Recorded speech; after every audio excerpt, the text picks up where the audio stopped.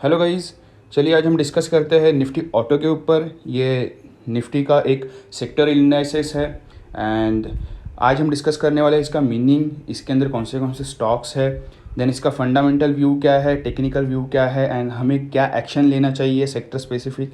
इसके रिलेटेड हम कुछ बेसिक्स डिस्कशन करने वाले हैं। यस डेफिनेटली मैं इसके ऊपर हर एक स्टॉक के ऊपर एक वीडियो बनाऊंगा स्पेसिफिक, वो थोड़ा ब्रीफ में एंड डीप में रहेगा। चलिए दोस्तों देखते हैं। बेसिकली निफ्टी ऑटो जो है वो 2004 में चालू होता, जनवरी 1 को, एंड इसके जो बेसिस पॉइंट है वो 1000 बेसिस पॉइंट है स्टार्टिंग के वक्त। एंड इसमें 15 स्टॉक्स होते हैं टोटल। उसमें जो stocks car manufacturing, heavy vehicle manufacturing में होते हैं वो इसमें इंक्लूडेड होते हैं। Then tyre making companies, auto ancillaries मतलब जो स्टॉक्स या दो कंपनीज गाड़ियों के रिलेटेड इंस्ट्रूमेंट्स बनाते हैं या जो सपोर्टिव चीज़ें बनाते हैं, वो स्टॉक इसके अंदर इंक्लूडेड है। चलिए देखते हैं इसके अंदर कौन से स्टॉक्स हैं एंड उनकी इंडस्ट्री कौन सी है।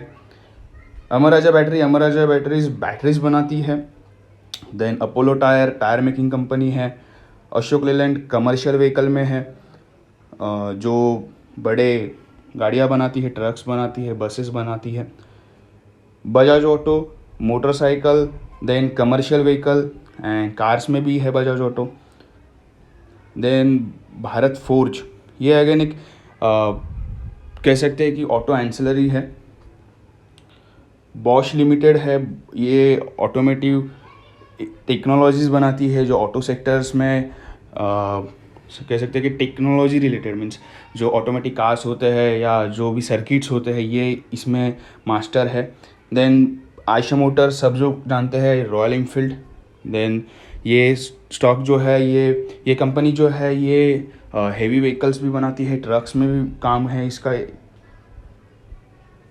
देन है एक्साइड इंडस्ट्रीज, अगेन ये एक बैटरी स्टॉक है जो बैटरी प्रोड्यूस करता है। हीरो मोटोकॉर्प मोटरसाइकिल बिजनेस इसमें है और ये बहुत डोमिनेटिंग वे में काम करता है। एमआरएफ आई थिंक इंडिया की सबसे बड़ी टायर मेकिंग कंपनी है, सबसे बड़ा स्टॉक भी है ये इंडिया का, जो हम सब लोग जानते हैं।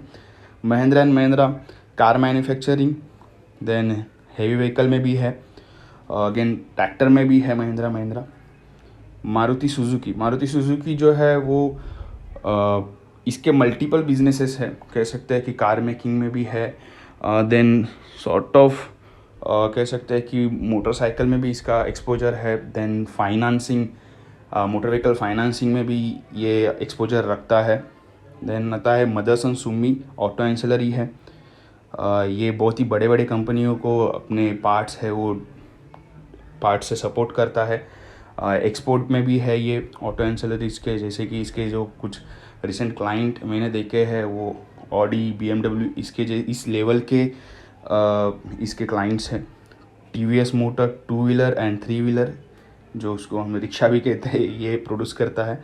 टाटा मोटर अगेन मारुति जैसा ही एक्सपोजर रखता है, मल्टीपल बिजनेसेस है, फाइनेंसिंग बिजनेस में भी है। सो देखते हैं कि ये स्टॉक्स वेटेज वाइज कैसे है। मारुति 25%, 26% का ऑलमोस्ट वेटेज रखता है इंडाइसेस के अंदर। देन M&M जो है वो 12-12.5% का एक्सपोजर रखता है। बजाज ऑटो जो है 12%, हीरो मोटो 9.5%, देन आयशा मोटर 8.25% का एक्सपोजर रखता है एंड टाटा मोटर्स जो है वो 6.25% का एक्सपोजर रखता है। सो पहले जो 6-7 स्टॉक्स है वो प्रॉपर ऑटो मैन्युफैक्चरर ही है एंड बाकी के जो स्टॉक्स है वो सपोर्टिव है, जैसे कि टायर मेकिंग कंपनी MRF हो गया, देन मदरसन सुमी, बॉश, ये जो है सपोर्टिव स्टॉक्स है। सो ऑटो सेक्टर, निफ्टी ऑटो जो है वो पूरी तरह से ऑटो सेक्टर से मतलब जो ऑटो प्रोड्यूसर है या मैन्युफैक्चरर है उनसे डोमिनेटिंग है। अभी देखते हैं कि निफ्टी ऑटो के फंडामेंटल चेंजेस अभी क्या हो रहे हैं। वैसे तो बहुत सारे चेंजेस है, बहुत सारे बेसिक चीज़ें हैं, लेकिन मैंने सबसे ज़्यादा इसमें फोकस जो किया है वो सेल्स के ऊपर किया है। बिकॉज जो मैन्युफैक्चरिंग कंपनी होती है उसकी सबसे इम्पोर्टेंट चीज़ सेल्स होती है। आप भले ही कितने भी सस्ते दामों में खरीदिए, लेकिन आपको भी उसके ऊपर मुनाफा मिलना ज़रूरी है। जो इन स्टॉक्स में होते हुए नहीं दिख रहा है, जिस तरह से इसमें लिखा है कि 58.8% प्रीवियस मंथ से सेल्स नीचे आया है। अभी सब लोग कहोगे कि ये कोरोना का इम्पैक्ट है। नहीं, ऐसा नहीं है। कोरोना का इम्पैक्ट आने से पहले का ही ये डेटा है जो मार्च में यहाँ पे मिला है मुझे। सो यहाँ पे हम देख सकते हैं कि मार्च 2020 में 58.8% प्रीवियस मंथ से सेल्स डिग्रोथ हुआ है एंड प्रीवियस मंथ में 12% का डिग्रोथ हुआ था। सो आप समझ सकते हैं कि कितना बड़ा डिग्रोथ है, कितना ज़्यादा सेल्स नंबर नीचे आए हैं।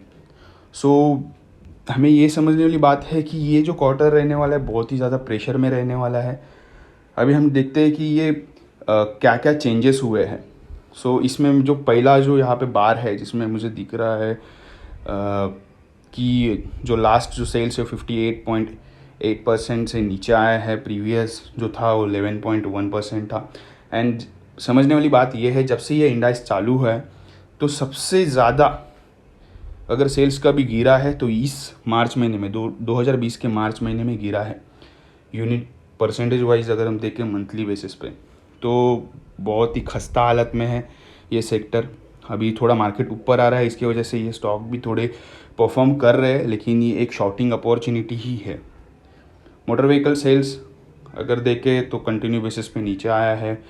देन कंज्यूमर कॉन्फिडेंस भी जो है वो बढ़ रहा है, हालांकि बढ़ रहा है यहाँ पे, लेकिन प्रीवियस मंथ से अगर मैं देखूँ क्वार्टरली बेसिस पे तो अनचेंज्ड ही पकड़ा जाएगा।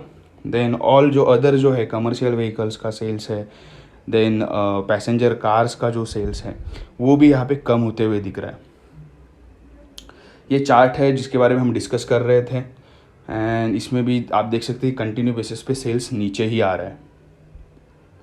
ऑटो सेक्टर के टेक्निकल एनालिसिस हम देखते हैं कि टेक्निकली किस प्रकार दिख रहा है चार्ट के ऊपर। डेफिनेटली ये जो नंबर्स है फंडामेंटल नंबर ये प्राइस के अंदर दिख रहे हैं, फैक्टर इन होते हुए दिख रहे हैं, लेकिन थोड़ी बहुत शॉर्टिंग अपॉर्चुनिटी ये यहाँ पे दे रहे हैं। अभी हम देखते हैं कि मंथली चार्ट पे किस प्रकार दिख रहा है। कंटिन्यू बेसिस पे एक डाउन ट्रेंड है, एक चैनल बना है, ब्रॉडवेज चैनल बन रहा है, वो भी डाउन साइड में, मतलब डाउन साइड बहुत ज़्यादा खुलते हुए दिख रही है। यहाँ पे मुझे दिख रहा है कि जो सेक्टर है वो मंथली बेसिस पे भी जो मेरी नीचे वाली लाइन है, मेरा नीचे वाला जो सपोर्ट है इस चैनल का, उसको पकड़ के ही चल रहा है। हालांकि 2019 जून में एक बाउंस आया था एंड फिर भी वो कंटिन्यू नहीं हुआ। देन ये जब से कोरोना का फॉल आया है वहाँ पे ये सेक्टर बहुत ही ज़्यादा नीचे जाते हुए दिख रहा है। अभी थोड़ा बाउंस हो रहा है, सो ये एक शॉर्टिंग अपॉर्चुनिटी बन सकती है। सो गाइज यहाँ पे आपको शॉर्ट करना है, बट आप स्टॉक स्पेसिफिक ही रहेंगे तो बहुत ही अच्छा है। अभी हम देखते हैं कि वीकली चार्ट पे किस प्रकार बन रहा है। वीकली चार्ट के ऊपर जो मूविंग एवरेजेस है अगर मैं देखूँ तो एक वहाँ पे मुझे शॉर्ट कॉल मिल रहा है। जब से ये कोरोना का इम्पैक्ट आया है तभी से इसके अंदर एक शॉर्ट बिल्डअप होते हुए दिख रहा है। यहाँ पे जो ट्रेंड है, ट्रेंड भी मुझे दिखा रहा है कि कंटिन्यूसली नीचे आ रहा है। अगर मैं ट्रेंड लाइन भी देखूँ तो उसके सपोर्ट के ऊपर है वीकली बेसिस के ऊपर, लेकिन डेफिनेटली यहाँ पे 7000 की लेवल क्रॉस करना ज़रूरी है इंडेक्स को। अगर इंडेक्स 7000 का लेवल क्रॉस नहीं करेगा तो अगेन एक सेल ऑफ इसके अंदर आ सकता है। जो अपकमिंग प्रॉब्लम्स है इस सेक्टर के अंदर, BS4 व्हीकल्स का जो सेल्स है वो करना ज़रूरी है, बिकॉज बहुत सारे कंपनीज़ के पास बहुत सारी इन्वेंटरी है, बहुत सारा प्रोडक्शन हो चुका है BS4 में। एंड अभी जो गवर्नमेंट में अनाउंसमेंट किया है कि BS6 में शिफ्ट करना है, सो इस वजह से इन स्टॉक्स के ऊपर बहुत ज़्यादा, इन कंपनियों के ऊपर बहुत ज़्यादा प्रेशर आएगा सेल्स का एंड इससे दिक्कत होगी। अगेन ऐसा लग रहा है कि after corona economy slow down हो सकता है, सो इसका भी इनके ऊपर इम्पैक्ट आएगा, बिकॉज कार्स जो है वो आपके कार्स या मोटर व्हीकल्स जो होते हैं वो आपके नेसेसरी वाली चीज़ें नहीं है, वो आप सेकेंडरी नेसेसरी में पकड़ सकते हैं। सो इसकी वजह से इनके ऊपर ये इम्पैक्ट आएगा। एंड सबसे वर्स्ट चीज़ जो है वो 40 डेज़ का शटडाउन जो किया है गवर्नमेंट ने, इसका इनको बहुत ज़्यादा इम्पैक्ट आएगा। तो ओवरऑल अगर हम देखें फंडामेंटल और टेक्निकली तो हम देखते हैं कि ये स्टॉक्स का क्या व्यू बन रहा है। न्यूट्रल से निगेटिव होते हुए दिख रहा है स्टॉक, ये सेक्टर का जो व्यू है वो न्यूट्रल से नेगेटिव होते हुए दिख रहा है। एंड इसका जो रीज़न्स है वो है कि सेल्स अगेन सबसे लाइफ टाइम लो अगेन जाएगा ऐसा लग रहा है because of lockdown, whatever it is, but sales number नीचे ही जाने वाले ऐसा लग रहा है।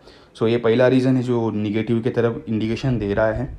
एंड प्रोबेबली आफ्टर लॉकडाउन इनको थोड़ा डिस्ट्रीब्यूशंस एंड सेल्स में थोड़ी दिक्कत होगी ऐसा लग रहा है। सो ये दो रीज़न्स है जिसके वजह से आपको ये पूरा सेक्टर अवॉइड करना है। मैं शॉर्टिंग के लिए नहीं कहूँगा बिकॉज ये लॉन्ग टर्म बेसिस में अगर मैं देखूँ तो बहुत ही बिटन डाउन सेक्टर हो चुका है।